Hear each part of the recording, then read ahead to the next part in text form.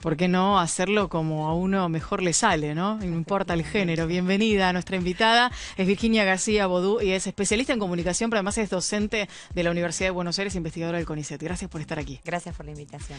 Bueno, la verdad es que es un lindo disparador el que pudimos ver recién para entender que hay una mirada sesgada respecto de las capacidades de las mujeres para determinadas cuestiones y los medios no están exentos de esta historia.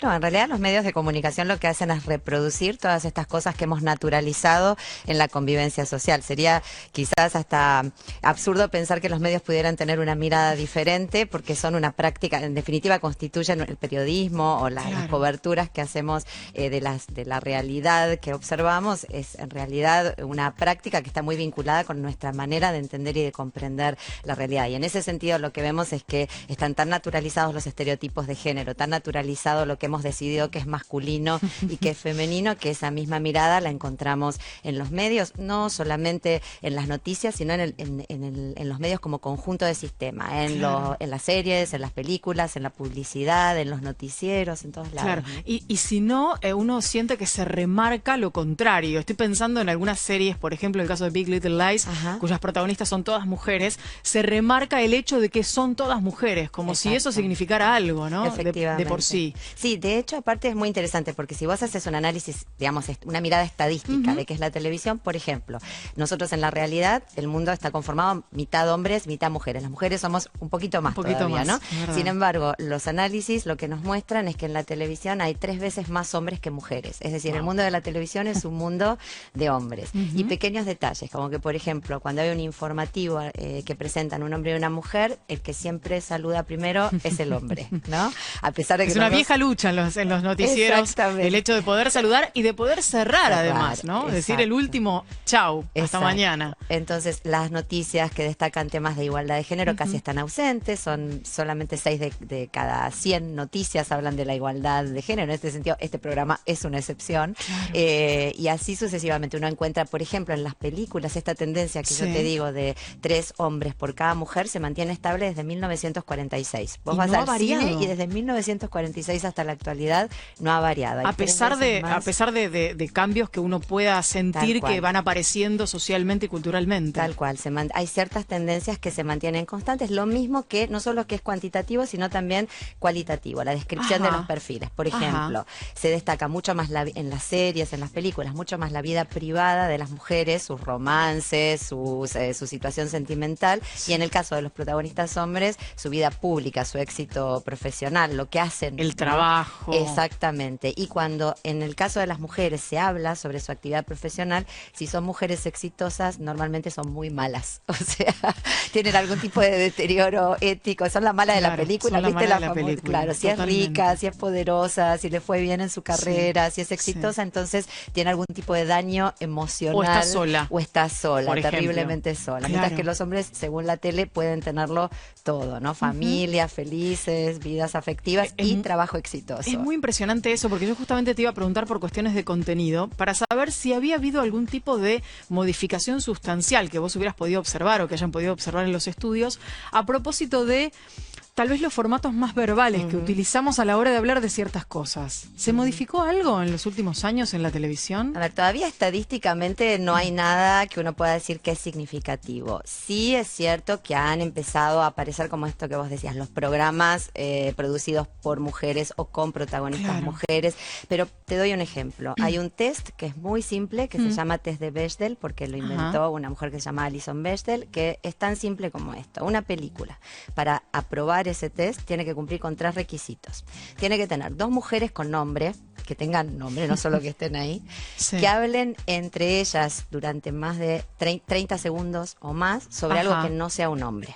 Cualquier película, ¿de acuerdo? Que tenga 2 mujeres con nombre, que hablen entre sí 30 segundos de algo que no sea el marido, el hijo, el jefe, lo aprueba.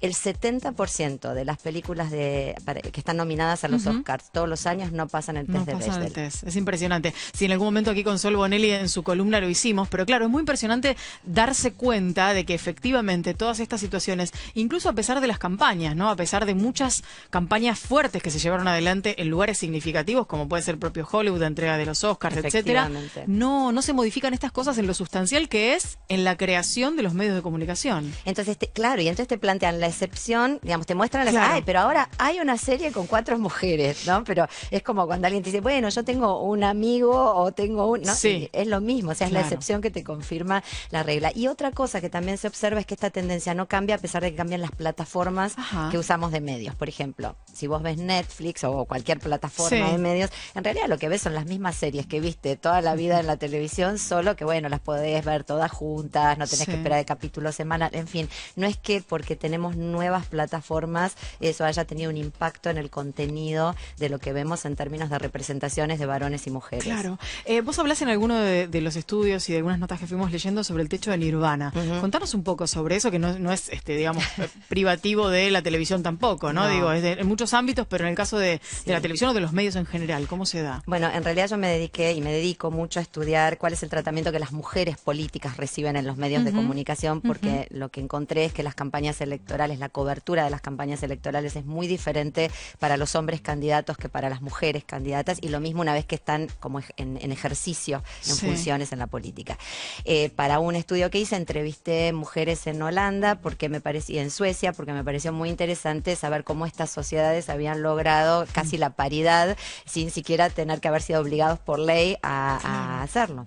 Y cuando estaba hablando con ellas se rieron mucho y me dijeron, bueno, en realidad es una ilusión, parece que nuestra sociedad fuera igualitaria, pero no lo es. Ajá. Y me dijeron que eso era uno de los obstáculos que ellas encontraban que eran más peligrosos, porque es esta ilusión de que existe la igualdad y por lo tanto las personas dejan de cuestionárselo porque dicen, ay no, eso ya está. Ya existe, ya lo hicimos. Y entonces empecé a buscar en la literatura a ver si Sí. encontraba algo que hablara de ese fenómeno y no había nada. Entonces dije, bueno, lo tengo que conceptualizar Sí. y así como hay techos de cristal, dije, bueno, vamos a ponerle techos de Nirvana, porque en realidad es la ilusión de que hemos logrado esa utopía, ese objetivo que es la igualdad, ¿no? Cuando en Qué realidad no es impresionante, así. qué Sí, impresionante. sí.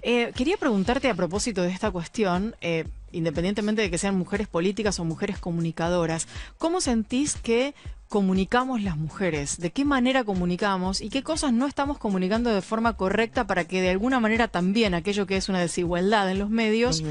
pueda plasmarse y pueda empezar a cambiar? Bueno, tengo una perspectiva bastante particular sobre esto, que es la siguiente. Yo creo que hay un estereotipo muy arraigado, muy establecido en nuestra sociedad, que es la creencia de que el liderazgo es masculino y que los buenos líderes son hombres.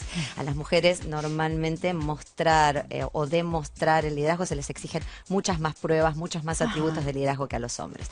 Una cosa que se está haciendo en la comunicación y que los hombres están haciendo es mostrar que además de sus atributos profesionales son buenos padres, comen asados con sus amigos, se ocupan de sus casas, etcétera. Cuando las mujeres hacemos eso, estamos Sí. reforzando un estereotipo que ya existe en la sociedad, que es esa mirada de que las mujeres principalmente pertenecemos al ámbito de lo doméstico, de lo privado, y que en todo lo demás estamos de prestado. Entonces, creo que ahí sí hay un error en la comunicación, que es Claro. cuando nosotras mismas reforzamos El estereotipo. Exactamente. Claro. Porque está demasiado presente como para que todavía lo reforcemos. Y trabajar en cuestiones que tienen que ver con el liderazgo, digamos, ¿de qué manera acceder a eso para que no se tome como, bueno, otros estereotipos, ¿no? Digo, si un hombre da 4 gritos en un lugar de mando, es una persona con autoridad. Si una mujer da 4 gritos, hay otros calificativos que no vamos a repetir aquí. Digo, ¿cómo hacer para trabajar sobre esas cuestiones que tienen que ver con el liderazgo y que de alguna manera los medios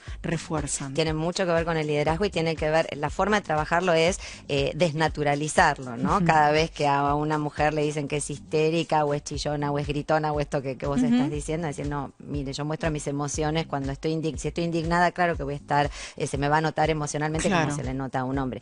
Quiero decir que tenemos que empezar a entender y a hablar de este tema, que no hay emociones masculinas y emociones femeninas sino que todos los seres humanos somos igualmente racionales, igualmente emocionales, y que no hay una forma de liderar que justifique esta creencia tan extendida y tan generalizada de que para ser buen líder hay que ser hombre. Y creo que esto además hay que trabajarlo desde la infancia, porque si vos mirás, por ejemplo, los dibujitos animados, hay estudios muy interesantes que se han hecho sobre los dibujos animados, Sí. vas a ver que estas imágenes del liderazgo como masculino y de las mujeres como ajenas al fenómeno del liderazgo Totalmente. se alimenta desde eso, desde la temprana infancia, desde los dibujos animados. Totalmente. En ese punto, me voy a detener un instante en la cuestión de los dibujos animados. Una cosa que uno puede notar es que empiezan a aparecer algunos dibujos animados más modernos, donde se hace difusa la cuestión del género. Y me parece un rasgo positivo, digo, donde uno no pueda determinar el género de ese protagonista de un dibujo animado determinado. ¿Esto puede ayudar a correr ese velo sobre los estereotipos? Sí, yo creo que muchísimo. Y también creo que sería bueno que los dibujos animados mostraran chicas, mujeres, jóvenes, niñas en situaciones de liderazgo sin peros, porque lo que tenemos hasta ahora es siempre pero. Por ejemplo, Mulan, que es una princesa china, pero Mulan, que es una gran lideresa y que todo el mundo la reconoce, para que la reconozcan se disfraza de hombre, se corta el pelo y la gente la sigue porque creen que es un hombre. O Elsa en Frozen, que todo el mundo dice, bueno, en Frozen no hay príncipe, pero en realidad Elsa no tiene inteligencia emocional. Cuando tiene que tomar decisiones congela todo y no puede decidir, no puede tomar decisiones cuando tiene que gobernar. Entonces, digo, no es solamente mostrar a mujeres en situaciones de liderazgo, sino mostrarlas con las mismas capacidades, los mismos talentos y los mismos atributos para liderar. Virginia, un placer enorme haberte tenido aquí. Gracias por haber venido. Gracias.